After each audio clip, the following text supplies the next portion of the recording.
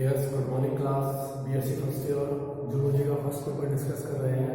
Zoology के first paper का नाम है एनिमल डायवर्सिटी एंड इवोल्यूशन, प्राणी विविधता और विकास। और आज की क्लास में हम जिस टॉपिक पे बात करने जा रहे हैं उस टॉपिक का नाम है वर्गीकरण, टैक्सोनॉमी।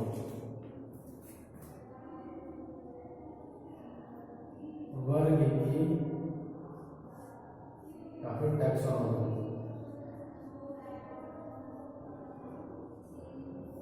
टैक्सोनॉमी देखिए, पेपर का नाम है एनिमल डायवर्सिटी, प्राणी विविधता। नाम से समझ में आ रहा है प्राणियों के अंदर पाई जाने वाली विविधता। ऐसी विविधता विभिन्न प्रकार के जीव जंतु पाए जाते हैं जिनके अंदर संरचनात्मक रूप से, कार्यात्मक रूप से विभिन्नताएं पाई जाती हैं एक दूसरे के कंपेयर में।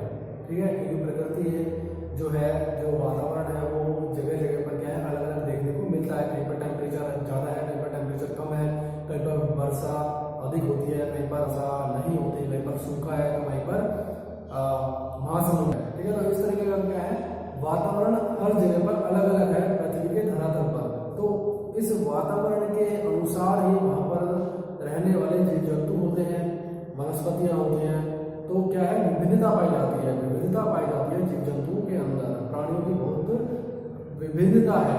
ठीक है, तो जो ये विभिन्न प्रकार के जीव जंतु पाए जा रहे हैं, इन विभिन्न प्रकार के जीव जंतुओं को हम एक एक करके अगर मनुष्य चाहे इनका अध्ययन करना, तो ये क्या है, संभव नहीं है। मनुष्य अपने जीवन काल में, क्योंकि जो मनुष्य का जीवन है केवल लगभग 100 वर्ष का माना गया है, 100 ईयर्स का। ठीक है, तो ये क्या है, बहुत कम समय होता है इतने बड़े बायोडायवर्सिटी के अध्ययन के लिए। ठीक है, बायोडायवर्सिटी यानी कि जीवों की विविधता। जीवों के अंदर जो विविधता है, विभिन्न प्रकार के जीव जंतु पाए जाते हैं प्रकृति के अंदर।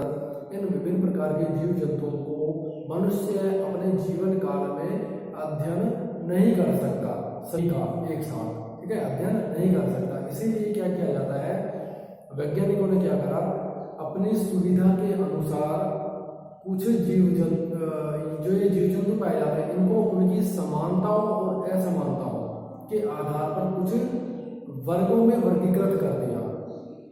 आया समझ में? देखिए, जो एनिमल्स पाए जाते हैं, जो प्राणी पाए जाते हैं पृथ्वी के धरातल के ऊपर, उनमें कुछ ना कुछ तो क्या है, समानता पाई जाती है, सिमिलरिटीज होती है, कुछ डिससिमिलरिटीज होती है, कुछ समानताएं होती हैं, कुछ असमानताएं होती हैं। तो और जो एक समानता है, असमानता है, ये वातावरण के अनुसार होती है। तो जीवों के अंदर पाई जाने वाली समानताओं और असमानताओं के आधार पर उनको विशिष्ट वर्गों के अंदर वर्गीकृत करना, उनको वर्गीकृत कर दिया जाता है, विभाजित कर दिया जाता है वर्गीकरण के अनुसार। ठीक है, इस तरह के उनको वर्गीकृत कर दिया जाता है और इस विज्ञान को ही हम नाम देते हैं वर्गीकी या फिर टैक्सोनॉमी। ठीक है, तो वर्गीकी या फिर टैक्सोनॉमी विज्ञान की वह शाखा है जिसके अंतर्गत जीवों को या प्राणियों को उनकी समानताओं और असमानताओं के आधार पर वर्गीकृत किया जाता है। कुछ समूहों में, विशिष्ट समूहों के अंदर यह वर्गीकृत किया जाता है वर्गों के अंदर। ठीक है, तो जो वर्गीकी विज्ञान की शाखा है, टैक्सोनॉमी ब्रांच है साइंस की, ये पृथ्वी के ऊपर उपस्थित सभी जीव जंतुओं के अध्ययन में सहायता प्रदान करती है। ठीक है, जीव जंतुओं की जो विविधता है वो बहुत ज़्यादा है, वैराइटीज, ठीक है, टाइप ऑफ एनिमल, ये क्या है, बहुत ज़्यादा है प्रकृति में। और दिन ब दिन नए नए जीव जंतुओं की खोज होती रहती है। ठीक है, आज भी हम सभी जीव जंतु की खोज नहीं कर पाए हैं। तो दिन ब दिन आप न्यूज़पेपर पढ़ते होंगे कि आज इस जगह पर ये नए तरह का जीव मिला, कोई भी स्पेसिफिक स्नैक्स की कोई वैरायटी मिल गई, या कोई लिजार्ड मिल गई नई तरह की। ठीक है, कोई नई स्पीसीज स्पैरो की देखी गई, या कोई बर्ड मिल गया नया टाइप का। ठीक है, नया पक्षी मिल गया, पहली बार देखा जिसको। तो ये क्या है, प्रकृति के अंदर जो ये पूरी इतनी बड़ी सरफेस है, इतना बड़ा भूखंड है प्रकृति का, पृथ्वी का, उसके ऊपर जीव जंतु विभिन्न प्रकार के विद्यमान है और समय समय पर इनकी क्या है, खोज होती रहती है। तो मनुष्य अपने जीवन काल में इन सभी जीव जंतुओं का अध्ययन नहीं कर सकता, क्योंकि मनुष्य का जो जीवन काल है वो बहुत ही छोटा होता है और जो जीवों की वैरायटी है जीवों की जो किस्में हैं वो क्या है, बहुत ज़्यादा है। इसीलिए वैज्ञानिकों ने कैरोलस लिनियस कैरोलस नामक वैज्ञानिक थे, जो ये वर्गीकीय है एपिडे कंडोले नामक वैज्ञानिक थे। उन्होंने टैक्सोनॉमी शब्द दिया, वर्गीकी को खोजा, ठीक है। वर्गीकी नामक जो विज्ञान एपिडे कंडोले ने नामक वैज्ञानिक थे, उन्होंने इस विज्ञान को अस्तित्व में लेके आए और उन्होंने बताया कि जीव जंतुओं को उनके समान असमानताओं के आधार पर कुछ विशेष वर्गों में वर्गीकृत कर सकते हैं, ठीक है। मान लीजिए नोटोकॉर्ड की प्रेजेंस और एब्सेंस, नोटोकॉर्ड की यानी कशेरुकदंड जो होती है नोटोकॉर्ड, उसकी उपस्थिति और अनुपस्थिति के आधार पर जीव जंतुओं को दो ग्रुपों में हमने वर्गीकृत कर दिया, कोडेटा और नॉन कोडेटा, ठीक है। कशेरुकी और अकशेरुकी, कशेरुकी और दूसरा क्या रखा अपन ने, अकशेरुकी, अकशेरुकी,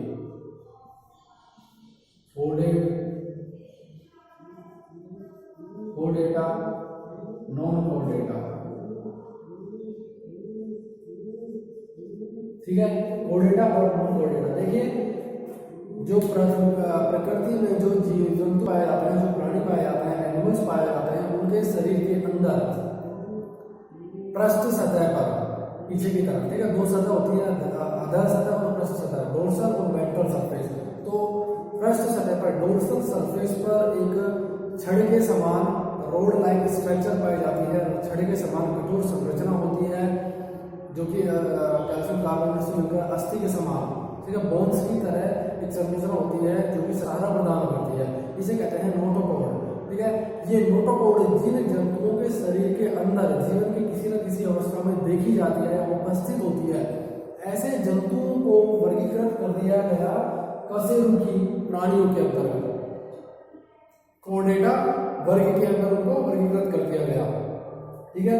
और जिन जंतुओं के शरीर के अंदर उनके जीवन काल में कभी भी नोटोकॉर्ड नामक संरचना देखी नहीं जाती या अनुपस्थित होती है, ऐसे प्राणियों को वर्गीकृत कर दिया जाता है नॉन कोडेटा या अकशेरुकी वर्ग के अंदर, ठीक है। तो देखिए इस तरह से उनकी समानता और असमानताओं के आधार पर जीवों को हम वर्गीकृत करते चलते हैं, छोटे छोटे बड़े ग्रुप से छोटे छोटे ग्रुप में इस तरीके से वो वर्गीकृत करते चलते हैं। और एक वर्ग का अध्ययन करने से उस वर्ग के अंतर्गत आने वाले सभी जीव जंतुओं का अध्ययन हो जाता है, सभी जीव जंतुओं के बारे में हमें ज्ञान हो जाता है, क्योंकि उनके अंदर क्या है, जो संरचना है वो समान प्रकार की है। अगर किसी भी एक जंतु की, जैसे कि मान लीजिए कशेरुकी प्राणी, ये क्या है, बहुत बड़ा ग्रुप है, इसके अंदर बहुत सारे तरह के जीव जंतु पाए जाते हैं, उनको उनकी और समानताओं असमानताओं के आधार पर और ज्यादा इनको वर्गीकृत कर सकते हैं। कशेरुकी वर्गीकृत किया हुआ है तो फिर कशेरुकियों को फिर आगे और वर्गीकृत कर सकते हैं हम, वर्टिब्रेटा, फिर वर्टिब्रेटा के बाद उसको भी वर्गीकृत कर सकते हैं उपसमूह के अंतर्गत, सब फाइलम में मैमेलिया, रेप्टिलिया, एविस, एम्फीबियंस, ठीक है, स्तनधारी, पक्षी वर्ग, मत्स्य वर्ग, उभयचर प्राणी। इस तरीके से हम क्या है, इनको वर्गीकृत करते चलते हैं जीवों की समानताओं असमानताओं के आधार पर। जैसे कि हम लाइब्रेरी में जाते हैं और लाइब्रेरी में हम क्या देखते हैं कि साइंस की बुक एक रैक में रखी हुई है, ठीक है, आर्ट्स की बुक एक रैक में रखी हुई है, एक अलमीरा में है, कॉमर्स की एक अलमीरा में रखी हुई है, ठीक है, सिस्टमैटिक रूप से। और फिर साइंस की जो रैक रखी है, साइंस की जो अलमारी है उसमें भी फर्स्ट ईयर की बुक एक अलमीरा में है, सेकेंड ईयर की दूसरी में, थर्ड ईयर की दूसरी में, और फिर फर्स्ट ईयर को भी क्लासीफाई कर दिया गया है, बॉटनी की बुक एक साइड में है, जूलॉजी की एक साइड में, केमिस्ट्री की एक साइड में, फिर जूलॉजी की भी जो फर्स्ट पेपर है उसको एक साइड में रखा हुआ है, सेकंड पेपर को एक साइड में, थर्ड पेपर को एक साइड में। इस तरीके से क्या है, जो बहुत सारी किताबें थी, जो बुक्स थी, उसको हमने उनकी क्लास वाइज वर्गीकृत कर दिया और एक अलग अलग अलमीरा में उनको सेट करके रख दिया।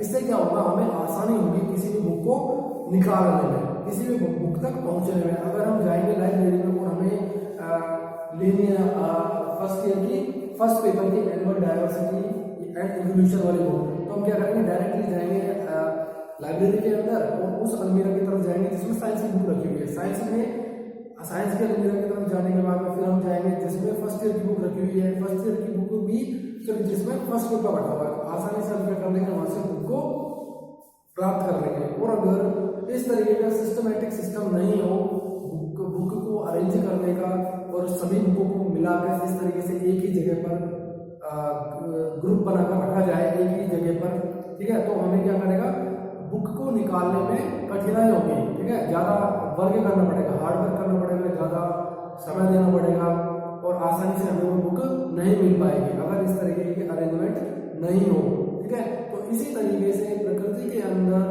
जो जीव जंतु है वो बहुत तरह के हैं, इनकी किस्में वो विविधता है, विविध प्रकार के जीव जंतु पाए जाते हैं और सभी का अध्ययन हमें करना है, क्योंकि मनुष्य क्या है, जिज्ञासु प्राणी है, अपने चारों तरफ जितनी भी चीजें पाई जाती है उन सभी चीजों के बारे में जानने की जिज्ञासा मनुष्य रखता है, बुद्धिमान प्राणी होता है मनुष्य, ठीक है।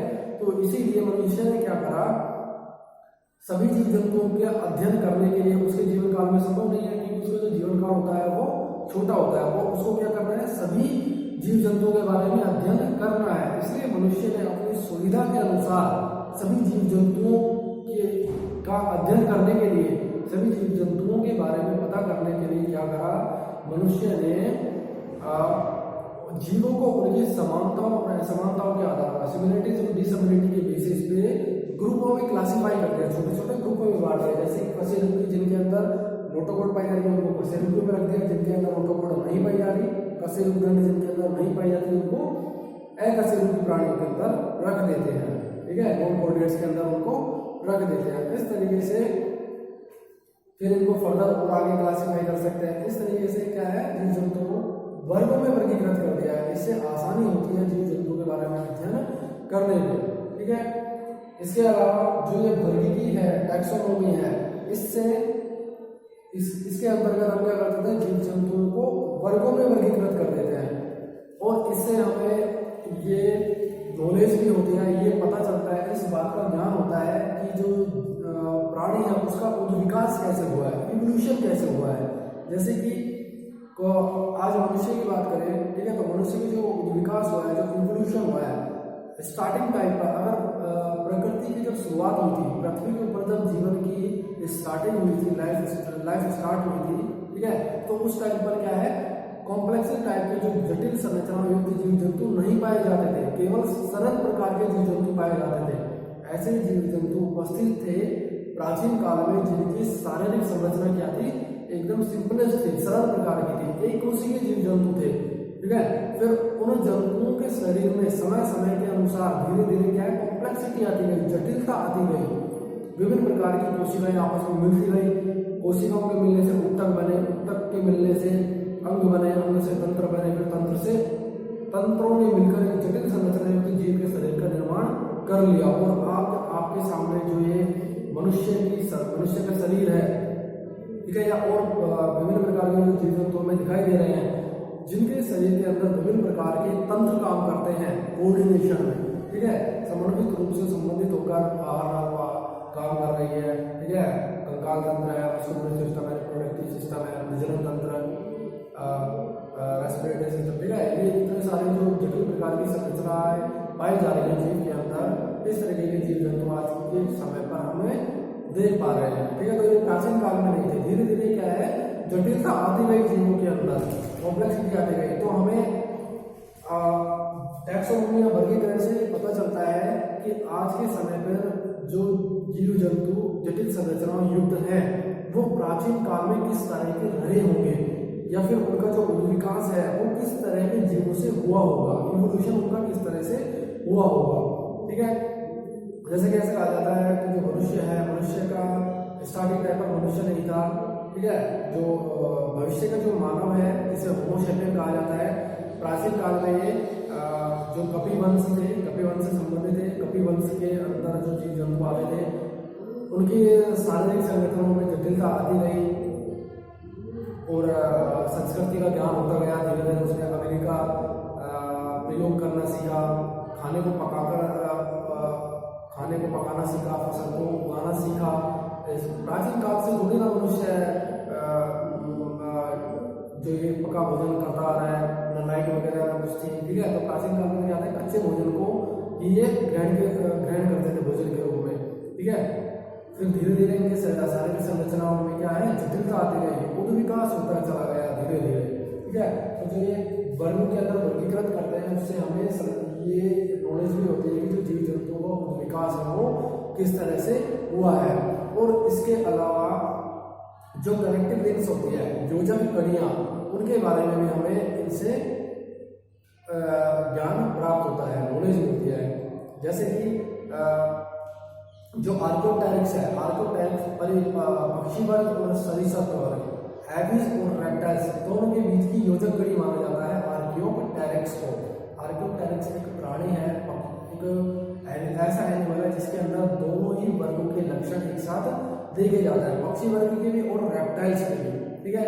पक्षी वर्ग के जो होते हैं लक्षण उड़ने वाले वो भी उसके अंदर देखे जाते हैं, और जो रेप्टाइल्स मत्स्य वर्ग रेप्टाइल्स सरीसृप प्राणी, ठीक है, उसके भी लक्षण आर्कियोपटेरिक्स के अंदर देखे जाते हैं। तो इसे क्या कहते हैं, योजक कड़ी कहते हैं, ठीक है। तो जो ये जो टैक्सोनॉमी है, वर्गीकीय है, इसके अनुसार हमने दो ग्रुपों का या दो समूहों का निर्माण करा। एक तो पक्षी वर्ग यानी कि ऐसे जंतु जो कि हवा में उड़ सकते हैं, जिनके अंदर पंख पाए जाते हैं, जिनकी हड्डियां खोखली होती है, होलोई बोन्स होती है, ऐसे प्राणियों को हमने वर्गीकृत कर दिया एविस के अंदर, ठीक है। ऐसे सभी प्राणियों को हमने किसके अंदर रख दिया, पक्षी वर्ग के अंदर रख दिया।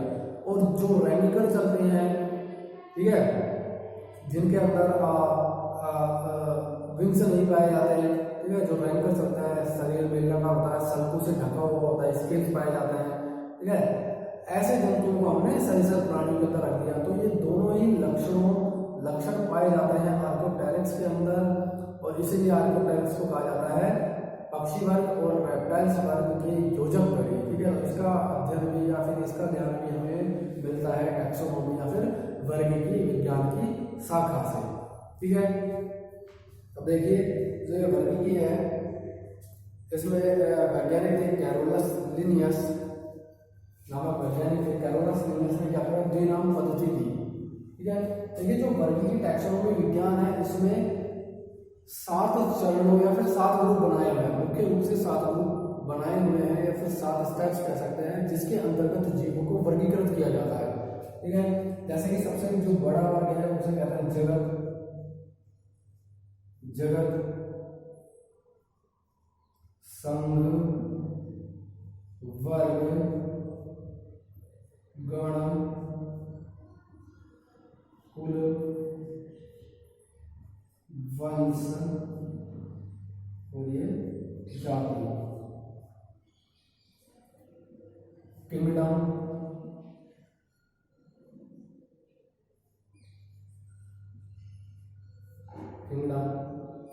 फाइलम,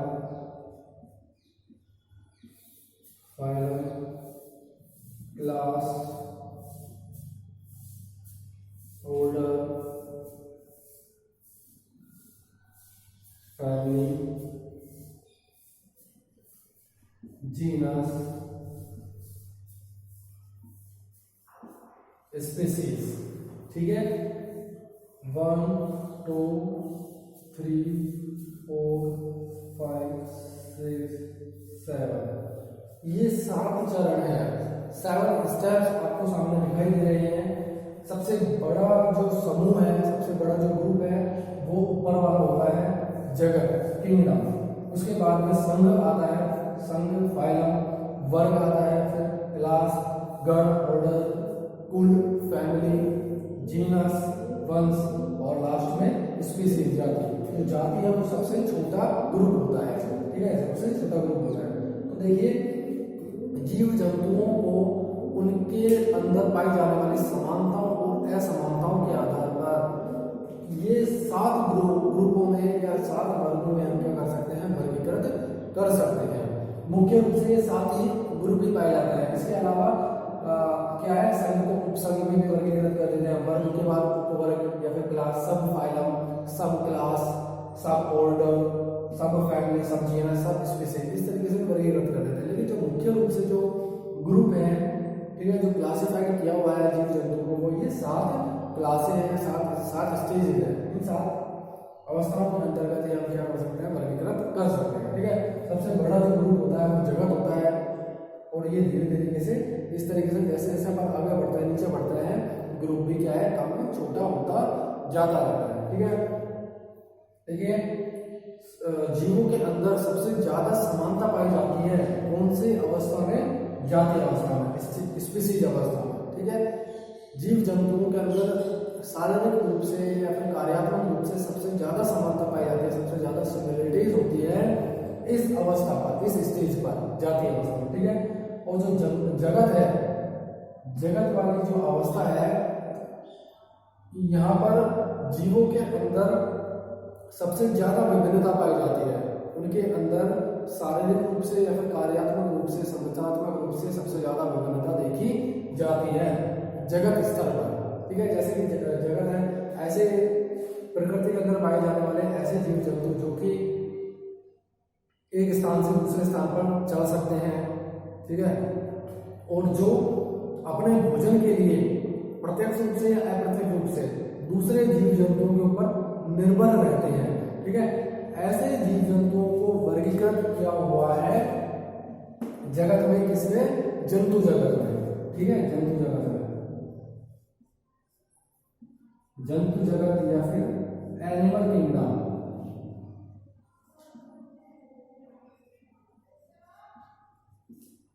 एनिमल किंगडम में, ठीक है, प्रकृति के अंदर पाए जाने वाले ऐसे जंतु जो कि चल फिर सकते हैं, मूवमेंट्स शो करते हैं और जो अपने भोजन के लिए अन्य जीव जंतुओं के ऊपर डायरेक्टली और इनडायरेक्टली डिपेंडेड है। ठीक है, अपने फूड के लिए, न्यूट्रिशन के लिए अदर एनिमल्स पर डिपेंडेड होते हैं, निर्भर करते हैं। ऐसे जंतुओं को हमने वर्गीकृत कर दिया जंतु जगत के अंदर, सभी को रख दिया एनिमल किंगडम के अंदर। और ऐसे प्राणी और ऐसे सजीव, प्रकृति के अंदर पाए जाने वाले ऐसे सजीव जो कि अपने भोजन के लिए, अपने न्यूट्रिशन के लिए अन्य या फिर अदर एनिमल्स के ऊपर डिपेंडेंट नहीं है, अपना भोजन स्वयं बनाते हैं। ठीक है, ऑटोट्रोफ्स होते हैं। ठीक है, ऑटोट्रॉफिक जो होते हैं, जो अपना भोजन खुद बनाते हैं, स्वपोषित अपना भोजन खुद बनाना, प्रकाश संश्लेषण, फोटोसिंथेसिस के द्वारा। ऐसे सजीवों को वर्गीकृत कर दिया किसने? जगत के अंदर, प्लांट किंगडम के अंदर, प्राणी या फिर वनस्पति जगत के अंदर, पादप जगत के अंदर। ठीक है, देखिए दो जगतों का निर्माण किया गया है, सबसे बड़े होते हैं, सबसे बड़ी अवस्था है ये। ठीक है, सबसे ज्यादा जीव जंतु देखे जाते हैं इस अवस्था पर, इस स्टेज पर। तो ऐसे जंतु जो कि अपना भोजन के लिए दूसरे पर निर्भर रहते हैं, हेटेरोट्रॉफिक होते हैं, उन्हें तो हमने रख दिया जंतु जगत के अंदर, जो अपना भोजन खुद बनाते हैं, स्वपोषित है प्रकाश संश्लेषण के द्वारा, उन्हें हमने रख दिया दूसरे जगत के अंदर, पादप जगत के अंदर, प्लांट किंगडम के अंदर। ठीक है, अब देखिए जो भी अपने भोजन के लिए दूसरे पर निर्भर रहते हैं, सभी प्राणियों को हमने एक ही क्लास के अंदर रख दिया, एक ही वर्ग के अंदर या फिर एक इसमें रख दिया जंतु जगत में। ठीक है, अब देखिए ये जो जंतु जगत के अंदर हमने सभी प्राणियों को रख दिया, उनके अंदर बहुत तरह की विभिन्नता देखने को हमें मिलेगी, सबसे ज्यादा विभिन्नता। ठीक है, क्योंकि नॉन कोडेट्स के होंगे, वो कोडेट्स के होंगे। भाई जितने भी प्राणी हैं, ठीक है, अपने भोजन के लिए निर्भर तो वो दूसरे पर ही होते हैं ना, चाहे से उनके शरीर के अंदर मोटर कोड पाई जाए या नहीं पाई जाए। ठीक है, वो जंतु चाहे से जल के अंदर निवास करें या फिर उड़ने वाला कोई पक्षी हो या रेप्टाइल्स हो या मैमल्स हो, सभी जीव जंतु क्या करते हैं? अपने भोजन के लिए दूसरे पर निर्भर रहते हैं। माना इनकी शरीर के अंदर संरचनात्मक रूप से या फिर कार्यात्मक रूप से विभिन्नता सबसे ज्यादा है, फिर भी इनको हमने एक ही जंतु जगत के अंदर एक ही जगह पर इनको क्या कर दिया? हमने स्थापित कर दिया एक साथ। क्यों? क्योंकि ये अपने भोजन के लिए दूसरे पर निर्भर करते हैं, पौधों के ऊपर या फिर अन्य जीव जंतुओं के ऊपर निर्भर करते हैं, इसलिए हमने इनको जंतु जगत के अंदर रख दिया।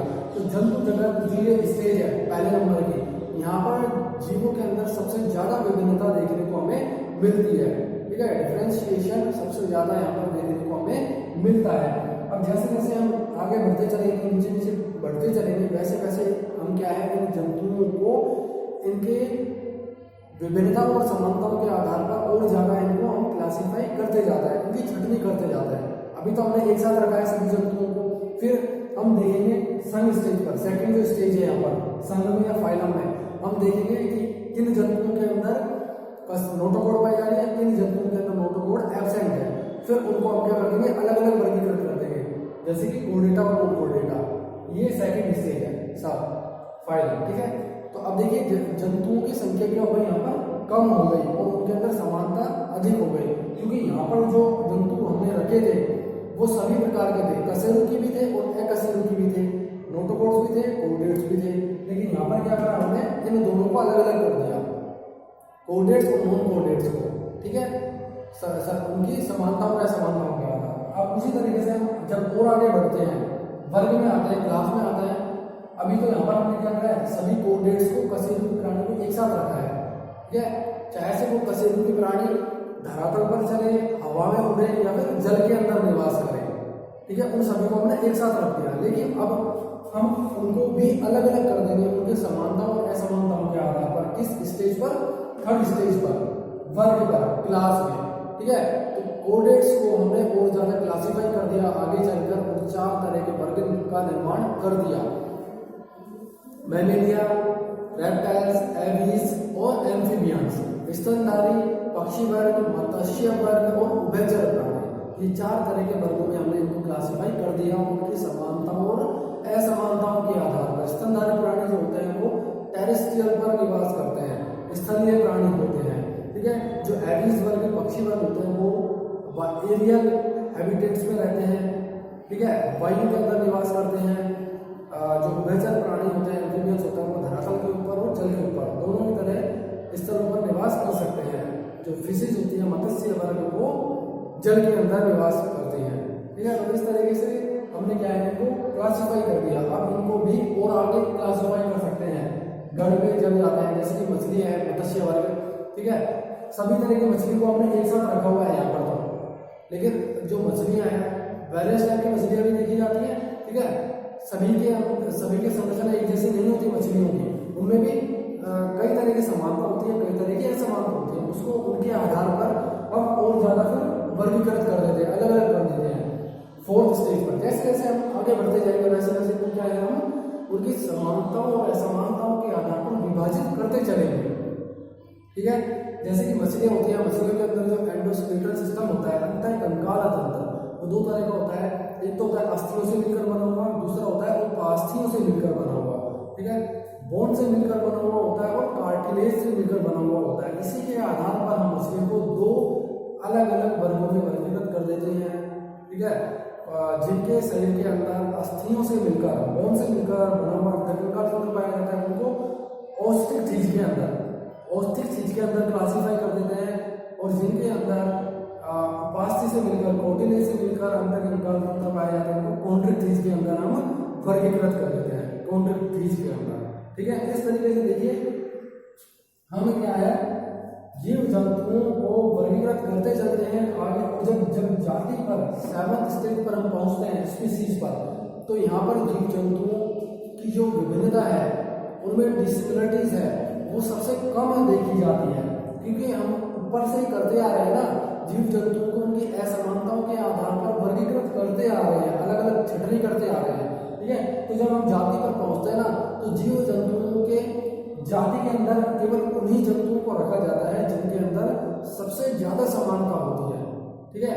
जैसे कि सभी पक्षियों को रख दिया जाता है जाति के अंदर, ठीक है। चिड़िया, जैसे एक स्पैरो है, ठीक है, स्पैरो जो पक्षी वर्ग के अंदर भी एक विशिष्ट प्रकार की बात कर रहे हैं हम, स्पैरो को, चिड़िया की, ठीक है। तो चिड़िया को हमने क्या रख दिया, जाति के अंदर रख दिया, ठीक है।